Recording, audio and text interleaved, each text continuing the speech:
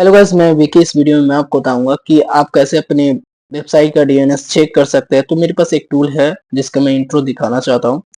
तो सबसे पहले आपको जाना है गूगल पे और टाइप करना है DNS Records Checker.com, जिसका लिंक आपको डिस्क्रिप्शन में मिल जाएगा। तो आप वहां से एक्सेस भी कर सकते हैं।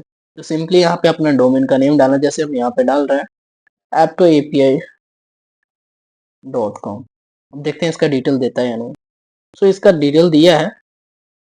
डिटेल ये पूरा करेक्ट दिया है, क्योंकि गूगल का वेरिफिकेशन कोड मैंने यहाँ पे ऐड किया है, फेसबुक का भी ऐड किया था, और ये वर्सल पे डिप्लॉयड है, ये सही दिया है, और ए रिकॉर्ड भी सही दिया है। तो ये परफेक्ट टूल काम कर रहा है।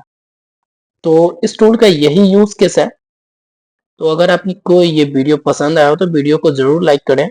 अगर आपको कोई भी डाउट हो तो कमेंट सेक्शन में ऐड करें, मैं उसका सोल्यूशन आपको प्रोवाइड करूंगा। तो चैनल पे न्यू है तो जरूर सब्सक्राइब करें। तो मिलते हैं अगले वीडियो में। Thanks watching, bye bye.